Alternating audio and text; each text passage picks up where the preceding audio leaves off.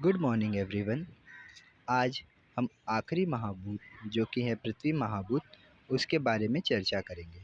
आपके सामने जो तस्वीर दिख रही है ये एक पर्वत की है जिससे मैं पृथ्वी महाभूत को दर्शाने का प्रयत्न कर रहा हूँ। पर जिस पृथ्वी पे हम सब चलते हैं, जो पृथ्वी हमारी माता है, केवल वही पृथ्वी महाभूत नहीं है। तो क्या है पृथ्वी महाभूत? आज इसके बारे में जानते हैं। आज जानते हैं कि क्या इसके गुण लक्षण हैं, किन आचार्यों ने अपना क्या मत इसके बारे में दिया है। तो अब हम शुरू करते हैं पृथ्वी महाभूत। तो सबसे पहले पृथ्वी की व्याख्या करते हुए कारिकावली में लिखा गया है, तत्र क्षितिर गंध हेतु। मतलब कि क्षिति यानी कि पृथ्वी का ये पर्याय नाम है। तो पृथ्वी में गंध के साथ समवाय संबंध है। ये पृथ्वी का सबसे प्रमुख गुण है जिससे हमें बोध होता है कि ये पृथ्वी महाभूत है। फिर अगर इसके पर्याय देखें तो पृथ्वी महाभूत के पर्याय है भूमि, वसुंधरा, पृथ्वी ही। फिर इसके बाद में पार्थिव, आदि। आदि लिखने का हेतु ये है कि और भी बहुत पर्याय नाम है। कुछ हम इन श्लोक्स में देखेंगे और कुछ आपको अपने तरफ से भी मिल सकते हैं। फिर इसकी उत्पत्ति। तो अब पृथ्वी महाभूत एक महाभूत होने के नाते इसकी उत्पत्ति जानना आवश्यक था। तो ग्रंथकारों ने अलग अलग दृष्टिकोण से विचार करके अपना मत दिया। उदाहरण स्वरूप यहाँ लिखा हुआ है, अदभयो अदभय पृथ्वी, यानी कि आप महाभूत से पृथ्वी की उत्पत्ति हुई। अब हम आप महाभूत का जब बोध करते हैं तो सबसे पहला चित्र जो हमारे मन में आता है वो होता है जल, यानी पानी। और पृथ्वी में हम जब कुछ इमेजिन करते हैं तो बेसिक हम कोई सॉलिड चीज़ इमेजिन करते हैं। तो पानी से सॉलिड की उत्पत्ति कैसे हुई? तो यहाँ पे इसका तंत्रकारों ने इसका उदाहरण देते हुए कहा कि आप अगर जल से यानी कि पानी से तेज गुण या इतनी उसकी उष्णता को निकाल दो तो जो बचता है वो आता है पृथ्वी। जैसे कि आप पानी से गर्मी निकाल दो तो बर्फ़ के स्वरूप में आ जाता है। तो हम कहते हैं कि देखो, आप महाभूत से पृथ्वी की उत्पत्ति हुई। वैसे यहाँ उत्पत्ति कहना सही नहीं होगा क्योंकि जिस तरीके से हम जानते हैं कि पंचमहाभूत सभी द्रव्यों में अश्मीन है, यानी उनमें होते हैं। तो यहाँ बस पृथ्वी ने अपने आप को दर्शा दिया। तो इस दर्शन हेतु को ही उत्पत्ति मान लेना सही नहीं होगा। परंतु ये एक उदाहरण है इस महाज्ञान को समझाने के लिए, हम जैसे मूढ़ व्यक्तियों को। फिर पृथ्वी परमाणु से उत्पन्न हुआ है पृथ्वी महाभूत, ये कहना रहा था न्याय और वैशेषिक दर्शन का। इसके बाद में गंध तन्मात्रा से हुई है पृथ्वी की उत्पत्ति, ये कहना था सांख्य, योग और आयुर्वेद दर्शन का। जैन दर्शन ने इसमें पुद्गल से कहा है। और आप चारवाक का स्वभाववाद तो जानते ही हैं। इसके बाद में ये एक नया रेफरेंस मैं लेके आया हूँ जो है हमारे उपनिषदों का ही, जिसमें लिखा गया है, तद तद्यपानम तद्यदः पानम सरम अतीतः तद समन्तः या पृथ्वी अभावतः। यहाँ पे पानम यानी कि ये कहते हैं जो फोम जो तैयार होता है पानी में। सर यानी यहाँ पे ये समुद्र या वाटर बॉडीज़ को कहते हैं। तो जो पानी में जो फोम तैयार होता है उसका समन्वयतः यानी उनका एकत्रित होकर पृथ्वी महाभूत की उत्पत्ति होती है। तो वही कहते हैं कि जो पृथ्वी महाभूत है वो जो पानी में जो या समुद्र में जो फोम होता है उससे बनता है। क्योंकि हमने देखा था कि हमें समुद्र से मिनरल्स मिलते हैं। और एक ये भी बात सच है कि सबसे पहले हमारे इस प्लैनेट अर्थ पे सिर्फ पानी ही था। फिर धीरे धीरे करके जो लैंड है उसकी उत्पत्ति होती है। तो ये उपनिषद की कही गई बात भी काफ़ी हद तक सही है। फिर इसके बाद में अब अगर मैं पृथ्वी के लक्षण देखूं तो पृथ्वी क्या है? तो सबसे पहले मनु संहिता में से मुझे पता चलता है, आचार्य मनुस्मृति के अध्याय में, जिसमें वो कहते हैं, अद्भ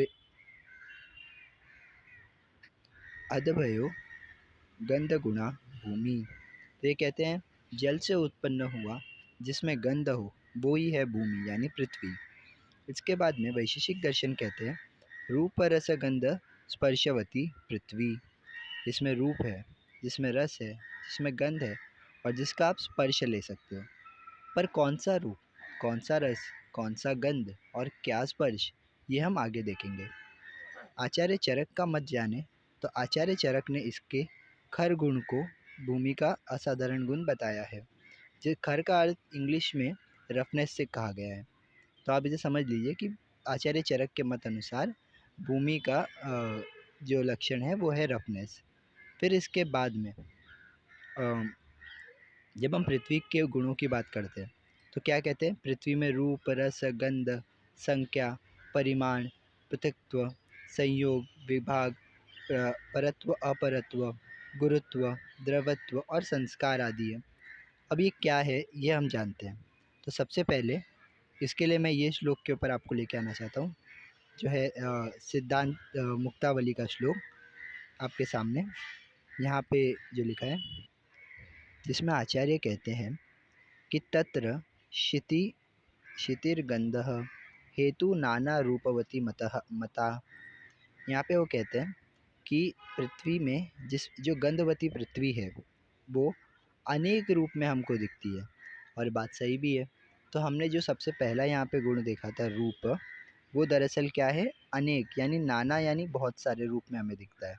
फिर इसको कहते हैं षड्विदस्तु रसस्तत्रः, यानी कि जो हमने रस का यहाँ पे ज्ञान किया था, तो ये रस बेसिकली वो षड रस है। कौन से? स्वादवो, अम्ल, लवण, कटु, तिक्त, कषाय। फिर इसके बाद में गंधस्य द्विधा मतः। गंध कितने होंगे इसमें? इसमें गंध दो प्रकार के, जो हमने तीसरा देखा था रूप रस गंध, यहाँ पे मैं बात कर रहा हूँ। तो रूप रस गंध, तो यहाँ पे जो गंध है ये दो प्रकार का है। कौन सा? आप समझ गए होंगे, एक सुगंध और एक दुर्गंध। और एक ऐसी बात मुझे याद आ रही है कि पित्त की जो चिकित्सा होती है उसके उपक्रम में हम सुगंधित सुगंध का भी प्रयोग करते हैं पित्त व्याधि से पीड़ित रोगियों के लिए। श्लोक में लिखा गया था कि सुगंधम शीतम स्नेहम गुण गंधम उपवासनम, ऐसा श्लोक है अष्टांग हृदय में। फिर ये है नहीं, मैंने बस ऐसे ही बता दिया। फिर इसके बाद हम देखते हैं स्पर्शस्तेयस्तु विज्ञेह हन हन उष्ण शीत पाकज्य, यानी वो अन उष्ण और शीत पाकज्य, यानी ना ज़्यादा गर्म ना ज़्यादा ठंडा। अब ऐसा क्यों कहा गया?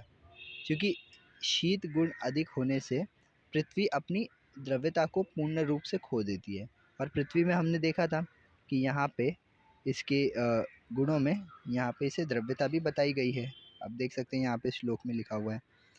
और अगर मैं ज़्यादा उष्ण कर दूंगा उसको, तो फिर भी पृथ्वी जो है वो द्रव्यता को इतना ज़्यादा प्राप्त कर लेगी कि अब वो जल महाभूत में कन्वर्ट हो जाएगी।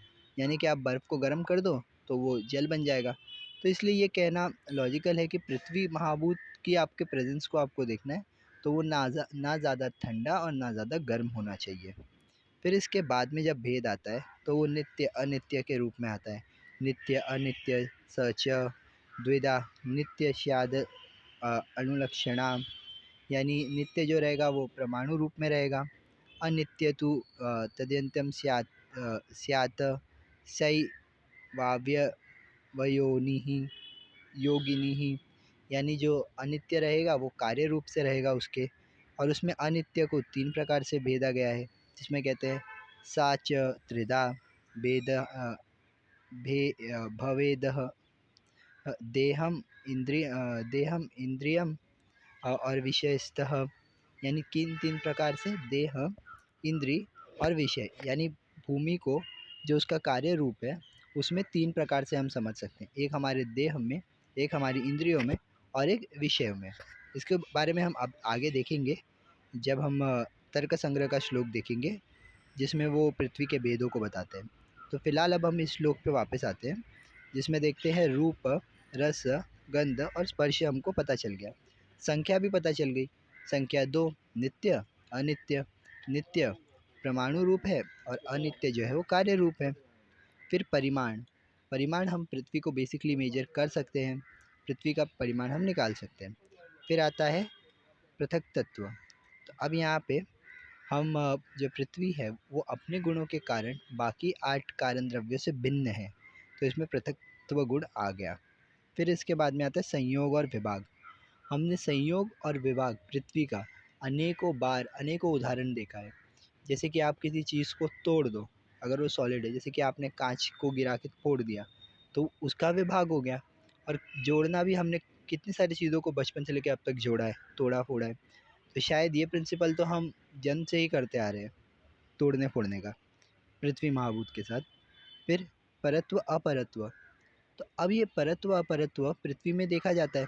जैसे कि हमने उसके गंध के रूप को अगर मैं ले लूँ, तो फिर सुगंध और दुगंध दो में का क्लासीफाई हो गया। और अगर मान लो भूमि को ही एग्जैक्टली लूँ, तो भी हमने देखा था जांगल और अनूप, तो जांगल पर और अनूप बन जाएगा अपर। फिर गुरुत्व यानी हैवीनेस। पृथ्वी सभी महाभूतों में सबसे ज़्यादा गुरु है, ऐसा आचार्य चरक कहते हैं। फिर आता है द्रवत्व। पृथ्वी में द्रवता भी है।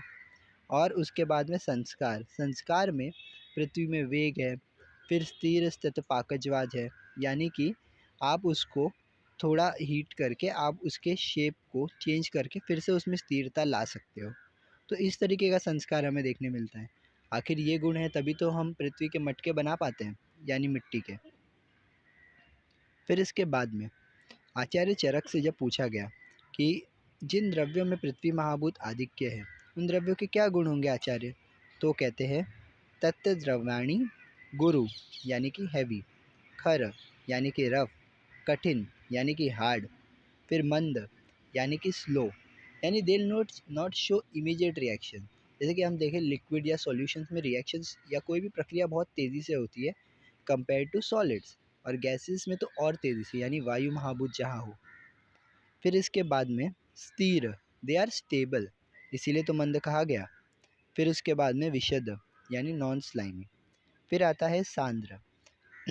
सांद्र यानी सॉलिड है। फिर आ जाता है स्थूल।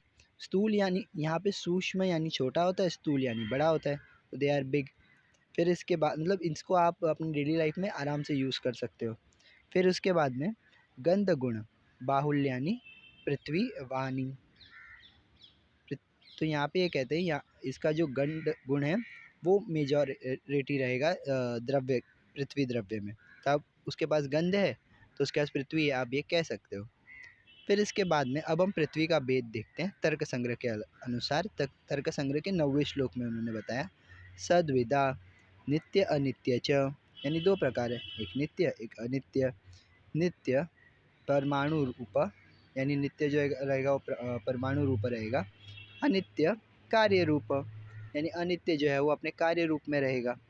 फिर इसके बाद में कहते हैं पुनर्स त्रिविधा, यानी फिर से वो 3 पार्ट में क्लासिफाइड है। शरीर इंद्रिय विषयो भेदाद, यानी कौन से 3 पार्ट, शरीर यानी बॉडी, इंद्रिय यानी सेंस ऑर्गन, और विषय।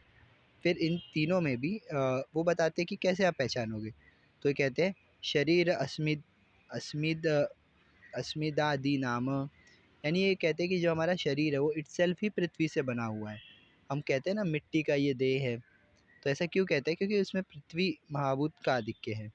फिर इसके बाद में इंद्रिया गंधग्राहकम घ्राण नास अग्रावती, यानी कि जो हमारे नाक में जो हमारी घ्राण इंद्रियां हैं वो गंध को पहचानती हैं। फिर इसके बाद में विषय मातृक पाषाणादि, यानी विषय में यानी संसार में हम कैसे देखेंगे, मिट्टी होगी। फिर उसके बाद में पाषाणी यानी कि जो हमारे यूटेंसिल्स एंड ऑल होते हैं, आदि लगा दिया। मतलब उसके अलावा हम और एग्जांपल देख सकते हैं, जैसे पत्थर हो गया, और पृथ्वी के अनेकों एग्जांपल्स हैं। इसके अलावा आचार्य चरक अपने शारीर स्थान में भी पृथ्वी महाभूत का वर्णन करते हैं, जिसमें वो कहते हैं पृथ्व्यात्मकम गंधम गंधोग्राणम गौरवम शैथिल्य मूर्ति चैती।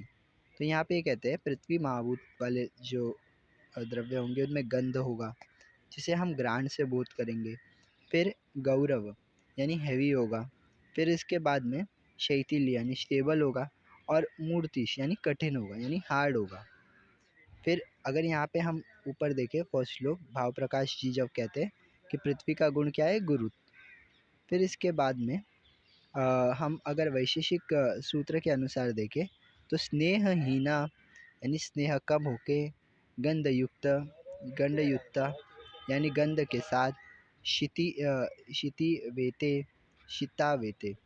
यानी जो पृथ्वी है वो चतुर्दश है, मतलब चतुर्दश यानी 14 गुणों से लिखते हैं। कौन से 14 गुण? वो यहाँ हमने ऊपर ही देख लिया, जो तर्क संग्रह ने हमें बताए थे, आचार्य प्रशिष्टपाद ने हमें बताए थे, जिसमें वो कहते हैं रूप रस गंध, ये वाला श्लोक, स्पर्श संख्या परिमाण पृथकत्व संयोग विभाग परत्व अपरत्व गुरुत्व द्रवत्व और संस्कार, टोटल 14 है, आप काउंट भी कर सकते हैं। फिर इसके बाद में एक वैद्य होने के नाते, एक आयुर्वेद का शिष्य होने के नाते, आयुर्वेद का इस महाभूत के लिए से हमें क्या ज्ञान मिलता है वो हम जानते हैं। तो जैसे कि हमने गर्भ के श्लोक में देखा था, पृथ्वी संहंती यानी पृथ्वी जो है वो कॉम्पैक्टनेस लाती है सेल्स में। फिर इसके बाद में वर्ण देखें तो पृथ्वी और आकाश महाभूत जिसमें आधिक्य होगा वो कृष्णा कम होगा, यानी कि पृथ्वी जो है वो कृष्णा को उत्पन्न करती है, यानी जो हम जिसे हम कहते हैं काला है वैसा। फिर इसके बाद में पुरुष, हम जानते हैं जो षड्धात्मक पुरुष है उसमें से जो पंच धातु है, पंच महाभूत है, उनमें से एक पृथ्वी होगा। दोषों में बात करें, जो कफ है वो जल और पृथ्वी महाभूत का समावेश है। फिर इसके बाद में इंद्रियों में बात करें तो घ्राण इंद्री। रसों में बात करें तो ये मधुर रस है वो पृथ्वी और जल से बना है। अम्ल जो रस है वो पृथ्वी और अग्नि से बना है। और कषाय जो है वो वायु और पृथ्वी से बना है। आहार की हम बात करें तो हम पार्थिव आहार के बारे में जानते हैं।